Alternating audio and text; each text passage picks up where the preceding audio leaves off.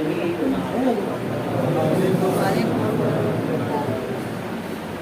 نحمده ونصلي ونسلم على رسوله الكريم أما بعد أعوذ بالله من الشيطان الرجيم بسم الله الرحمن الرحيم فاذكروني أذكركم واشكروا لي ولا تكفرون صدق الله المولانا العظيم وبلغنا رسوله النبي الأمين المختار الكريم ونحن على ذلك لمن الشاهدين والشاكرين والحمد لله رب العالمین۔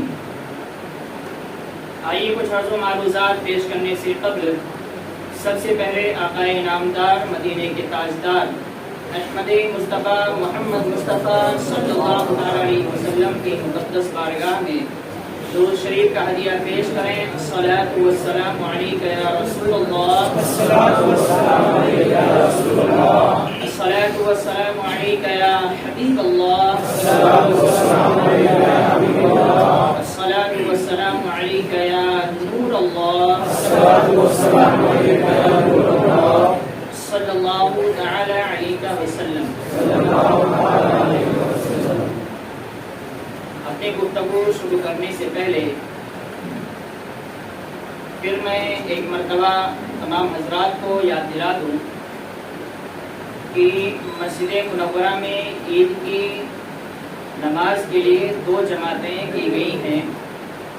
پہلی جماعت ٹھیک 7:30 بجے ادا کی جائے گی اور دوسری جماعت ٹھیک 8 بجے ادا کی جائے گی۔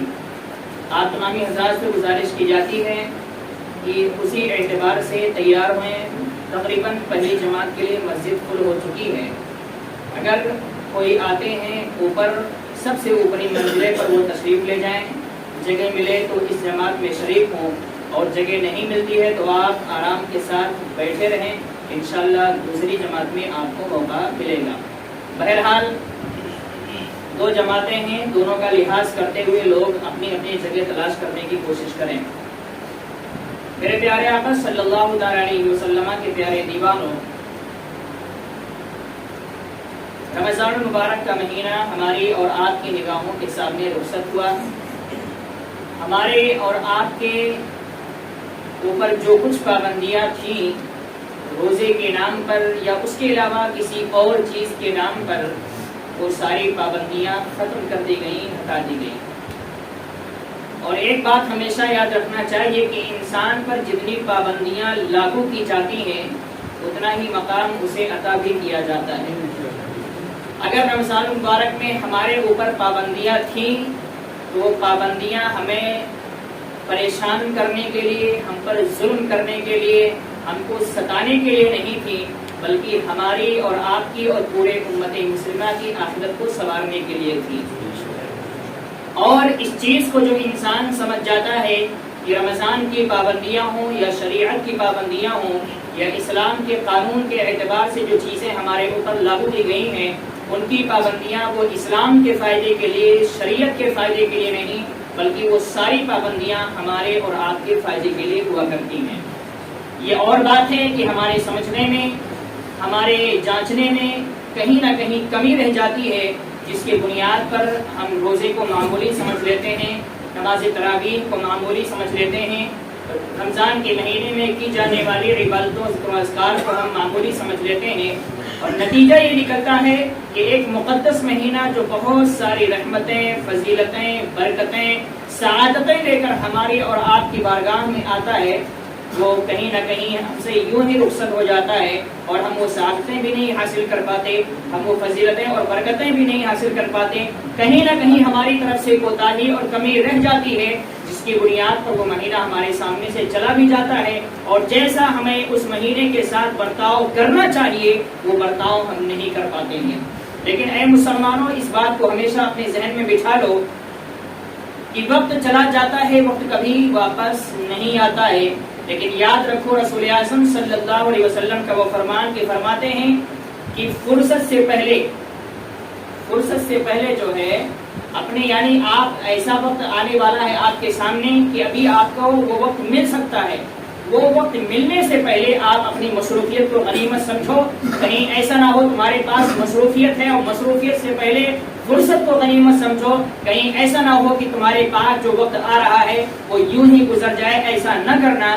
جو وقت تمہارے پاس آ رہا ہے اس کا صحیح استعمال کرنا اور اس طریقے سے استعمال کرنا کہ تمہارا ایک ایک لمحہ اللہ کی بارگاہ میں رجسٹر میں لکھا ہوا ہو کہ جب تم قیامت کے دن خدا کی بارگاہ میں جاؤ اور نامہ اعمال کھولا جائے تو خدا کی بارگاہ میں فرشتوں کی جانب سے یہ نہ کہا جائے کہ یہ فضول وقت ضائع کرتا تھا، بلکہ یہ کہا جائے کہ میرے مولا اس نے ایسا شیڈول بنایا تھا، ایسا انتظام کیا تھا اپنی زندگی کا کہ اس کا ایک ایک لمحہ تیری عبادت میں گزرا کرتا تھا. اللہ رب العزت ان فرشتوں کی گواہی کو سنتے ہوئے ہمارے اور آپ کے نامہ اعمال کو دیکھے گا اور اس کے بعد میں ہماری مغفرت فرماتا ہوا نظر آئے گا.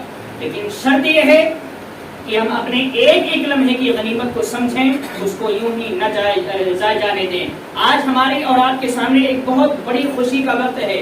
عید کا دن یقیناً ہمارے اور آپ کی خوشیوں کا دن ہے، لیکن اگر اس خوشی کے نتیجے میں ہم اللہ اس کے رسول کو بھول جائیں اور ایسی خوشی میں مصروف ہو جائیں کہ ایسی خوشی ہماری عیاشیوں میں بدل جائے، ہماری فحاشیوں میں بدل جائے، گناہوں میں ایسی خوشی بدل جائے، تو ایسی خوشی پر لعنت ہے جو خوشی اسلام اور رسول اعظم صلی اللہ علیہ وسلم کے قانون کے مخالف ہو کر خوشی منائی جاتی ہو.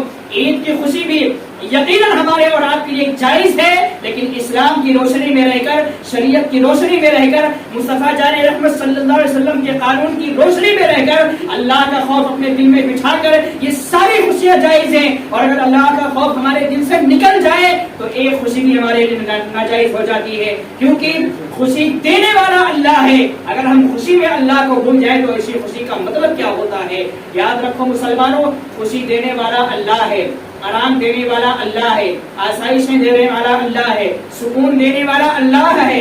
جب ہم سکون پا جائیں، خوشی پا جائیں، آرام پا جائیں، تو جو خدا یہ ساری چیزیں دے رہا ہے اسی خدا کو بھول جائیں تو یہ کہاں کا انصاف ہو سکتا ہے؟ رمضان چلا گیا، ہمارے منہ میں تالے لگے تھے وہ تو کھل گئے، لیکن اللہ کا قانون اب بھی ہمارے اوپر لاگو ہے، اللہ کا فرمان اب بھی ہمارے اوپر لاگو ہے. ہم نے ایک چیز سے چھٹکارا پایا، وہ حقیقت میں چھٹکارا نہیں ہے، وہ حقیقت میں ہماری محرومی ہے. کہ رمضان جیسا مہینہ ہماری نگاہوں کے سامنے سے رخصت ہو گیا، وہ چھٹکارا نہیں ہے. اگر کوئی یہ سوچتا ہے کہ رمضان چلا گیا، ہم کو چھٹی مل گئی، اب دن بھر کھاؤ پیو، تو مسلمان کہلانے کا بھی حقدار نہیں ہو سکتا ہے، کیونکہ اس کو رمضان کے مہینے سے نفرت ہے. سچا مسلمان تو وہ ہے کہ رمضان کا مہینہ جب گزرتا ہے تو اس کی آنکھوں میں آنسو آ جاتے ہیں اور وہ یہ تمنائیں لے کر اللہ کی بارگاہ میں فریاد کرتا ہے، مولا میری عمر کو لمبی فرما دے تاکہ اگلے سال پھر مجھے یہ مہینہ نصیب ہو جائے. میرے پروردگار ہماری عمر میں برکتیں عطا فرما تاکہ اگلے سال شب قدر پھر نصیب ہو جائے. یہ ایک سچے مسلمان کی پہچان ہوا کرتی ہے. لیکن آج کچھ مسلمان ایسے بھی ہیں کہ جیسے ہی عید کا چاند نظر آتا ہے ایسا لگتا ہے کہ ان کی نئی شادی ہونے جا رہی ہے. اس طرح کی وہ خوشی مناتے ہیں، ایسا لگتا ہے کہ وہ کہیں قید تھے اب چھوٹ گئے ہیں، انہیں کسی چیز کی اب ضرورت نہیں ہے. میرے دوستو، صرف ایک چیز سے تمہیں چھٹکارا اور ہمیں ملا ہے، وہ روزہ. روزے سے چھٹکارا ملا. 11 مہینے ہمارے اوپر روزے تو نہیں ہیں، نماز تراویح تو نہیں ہے، لیکن 5 وقتہ نمازیں تو ہمارے اوپر لاگو ہیں. ہم کیسے چھٹکارا چاہتے ہیں؟ کون سی خوشی ہم منا رہے ہیں کہ ہمیں چھٹکارا مل گیا؟ 11 مہینے اب ہم چھٹے جانور کی طرح ہو گئے؟ نہیں. اللہ کا قانون اگر ہمارے اوپر رمضان میں 5 فرائض کے نام سے جس طریقے سے تھا آج بھی ہے، اور پورے 11 مہینے کے ہر دن اسی طریقے سے وہ قانون ہم پر لاگو رہے گا اور ہمیں عمل کرنا پڑے گا. اور اگر ہم عمل نہیں کرتے ہیں تو یاد رکھو پھر اپنے آپ کو زبانی مسلمان کہنا بھی ہمیں بند کر دینا چاہیے. وہ مسلمان کیسا مسلمان جو رمضان کی جانے پر خوشی منائے اور یہ کہے کہ اب تو ہمیں چھٹکارا مل گئے، اب کھاؤ پیو موج مستی کرو، عیش و آرام کرو. بہت سارے مسلمانوں کی زبانوں سے تو یہ الفاظ بھی نکلتے ہیں کہ اب تو انجوائے کرنے کا وقت آ گیا. میرے عزیزو یاد رکھو، انجوائے کرتے رہ جاؤ گے نا تو قبر میں اور جہنم میں زبردست انجوائے کرنے ملے گا. ایسا انجوائے جو کبھی سنا بھی نہیں ہوگا اور کبھی دیکھا بھی نہیں ہوگا اور کبھی نبھایا بھی نہیں ہوگا. اس لیے دنیا میں انجوائے کرنے کے بجائے اپنے آپ کو سختیوں میں پالنے کی کوشش کرو. اپنے آپ کو ایسا سنوارو کہ ہمارے اوپر کتنی بھی سختیاں لاگو کر دی جائیں ہمیں بوجھ نہیں محسوس ہونا چاہیے. ہم ہر سختی کو برداشت کرنے کی طاقت رکھتے ہیں. اپنے آپ کو ایسا انسان بنانے کی کوشش کرو. اور یہ سختی تھوڑی ہے. اسلام کا کوئی بھی قانون, شریعت کا کوئی بھی قانون ہمارے لیے سختی نہیں ہے. وہ ہماری آخرت کے سنوارنے کے لیے ایک بہت بڑا ذریعہ ہوا کرتا ہے, اور اس کو ہمیں سمجھنا چاہیے. اگر ہم اس کو بھول گئے اور یہ سمجھتے ہیں کہ اسلام کا یہ قانون ہمارے لیے مشکل ہے, اگر یہ خیال بھی انسان کے دل میں آ جائے, مثال کے طور پر نماز کے بارے میں, یار یہ نماز بڑی مصیبت کی چیز ہے, وہ انسان وہیں سے اسلام سے خارج ہو جاتا ہے, وہیں سے وہ اسلام سے خارج کر دیا جاتا ہے, کیونکہ اس نے نماز کو ہلکا سمجھا اور نماز کی توہین کی.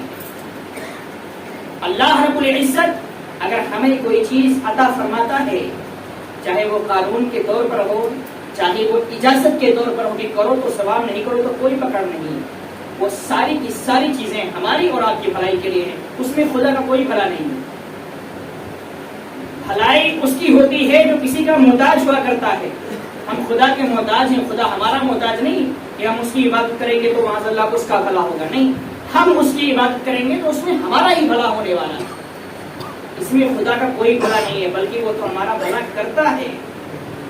ہمارے لیے بھلائیاں اس کی تقدیر اور ہمارے تقدیر میں لکھ دی گئی ہیں کہ جیسی ہم عبادت کریں گے ویسی وہ ہمیں توفیقیں عطا کرتا جائے گا, اور جیسی وہ توفیقیں عطا کرتا جائے گا ہم اور آپ ویسی عبادتیں کرتے جائیں گے تو اس کا اجر اللہ ہمیں دیتا چلا جائے گا. آج عید کا دن ہے, یقیناً خوشی کا دن ہے, لیکن اس خوشی کو اگر ہم دنیاوی خوشی میں بدل دیں تو میں سمجھتا ہوں ایسی خوشی کا کوئی فائدہ نہیں ہے. خوشی کس چیز کا ہے؟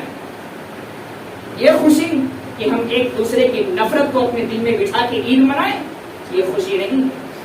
خوشی یہ ہے کہ اگر سالوں سے ہماری دشمنیاں چلتی آ رہی ہیں تو آج اس خوشی کے موقع پر ساری دشمنیوں کو ختم کر کے ایک دوسرے سے اپنا دل جوڑ لو, یہ خوشی ہے.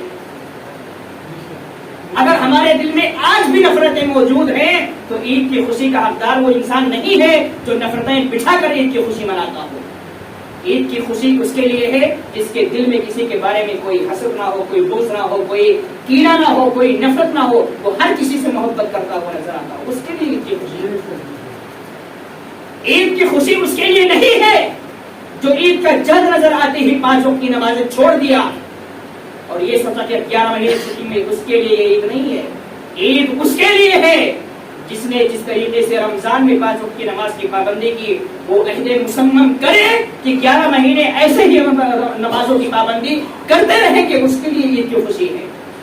عید کی خوشی اس انسان کے لیے نہیں ہے جو کمزوروں پر, غریبوں پر, مظلوموں پر ظلم کرتا ہے, بلکہ اس کے لیے ہے جو غریبوں کا سہارا بنتا ہے, مظلوموں کا سہارا بنتا ہے, یتیموں کے سروں پر ہاتھ رکھنے والا ہے. عید کی خوشی اس کے لیے. ہم نے تو یہ سوچ لیا کہ عید کا مطلب یہ ہے کہ صبح سویرے عید کی نماز پڑھو اور اس کے بعد پارٹیاں کرنے نکل جاؤ, دوستوں کے گھروں پہ جاؤ. یقیناً جانا چاہیے, خوشی ہے. ایک دوسرے کے گھر پہ جانا, اس سے معانقہ کرنا, گلے ملنا, اس کے گھر پہ کھانا پینا, یہ محبت کا پیغام دینا ہے. لیکن اس محبت کے پیغام میں اگر کچھ اور چھپا ہو کہ بس یہ ہمیں آج کے لیے دکھانا ہے اور سال بھر کے لیے خدا کو بھول جانا ہے, تو پھر ایسی خوشی کا کوئی فائدہ نہیں ہونا ہے. اس بات کو اپنے ذہن میں بٹھا لو. میرے عزیزوں, حضرت عمر فاروق اعظم رضی اللہ تعالی عنہ اور دیگر صحابہ کرام خلفائے راشدین کی زندگی اگر آپ پڑھیں گے تو آپ کو معلوم ہوگا کہ وہ عید کی خوشی ایسے منائے ہیں کہ وہ عید کے دن روتے ہوئے نظر آئے. خوشی کا میں نے کہا عید کی خوشی کئی طریقے سے ہم منا سکتے ہیں. ہمارے اور آپ کے چہرے پہ مسکراہٹ ہے, یہ بھی خوشی ہے. لیکن کوئی اللہ کی یاد میں اگر اس دن بھی روتا ہے نا تو وہ اس کے لیے خوشی کا دن مانا جائے. عمر فاروق اعظم رضی اللہ تعالیٰ عید کا دن تھا. عید کی نماز کے بعد ہر کوئی ایک دوسرے سے گلے مل رہا ہے, مصافحہ کر رہا ہے, سارے لوگ ایک دوسرے کو نظر آ رہے. لیکن عمر فاروق اعظم عید کی نماز کے بعد کسی سے نہیں ملے, کسی سے مصافحہ نہیں کیا, کسی سے معانقہ نہیں کیا. اب سارے صحابہ پریشان کہ یہ معاملہ کیا ہے کہ آج خوشی کا دن ہے, لوگ ایک دوسرے سے مل رہے ہیں, محبت پیش کر رہے ہیں, گلے مل رہے ہیں, لیکن عمر فاروق اعظم اس میں کہیں نظر نہیں آ رہے. لوگوں نے سوچا کہ چلو ان کو تلاش کر کے ان کے گھر پہ جاتے ہیں. جب گھر پہ گئے تو اندر سے عمر فاروق اعظم کے رونے کی آواز آ رہی، بڑی تیز تیز سے ہچکیاں اور سسکیاں لے رہے تھے. صحابہ نے سنا اور انتظار کیا کہ عمر کو نکلنے دو، ہم وجہ پوچھیں گے کہ بات کیا ہے، تم رو کیوں رہے. میرے عزیزو، اپنے ذہن میں جملہ بٹھا لو، جب عمر فاروق اعظم فارغ ہونے کے بعد باہر نکلتے ہیں، صحابہ پوچھتے ہیں کہ بات کیا ہے، معاملہ کیا ہے. آج تو خوشی کا دن ہے، آج ایک دوسرے سے ملنے کا دن ہے اور آپ گھر میں بیٹھ کے رو رہے ہیں. تو عمر فاروق اعظم کا یہ جملہ اپنے دلوں کے اوپر نقش کرنے کا جملہ ہے. فرماتے ہیں ایسی خوشی وہ منائے جس کو معلوم ہو کہ رمضان کی ساری عبادتیں اللہ کی بارگاہ میں مقبول ہو گئی ہوں، اس کے لیے خوشی ہے. مجھے تو ابھی یہ پتہ ہی نہیں چلا کہ میں نے جو کچھ رمضان میں کیا اللہ نے اسے قبول کیا یا نہیں قبول کیا. میں تو اسی لیے رو رہا ہوں کہ میری عبادتیں رمضان کی قبول کر لی جائیں. میں اس لیے رو رہا ہوں اللہ کی بارگاہ میں.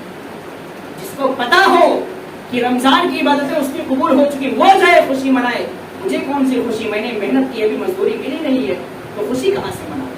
یہ ہوتے ہیں اللہ والے، یہ ہوتے ہیں اللہ والے جن کے بارے میں اللہ کے رسول صلی اللہ علیہ وسلم نے جنت کا وعدہ فرما دیا.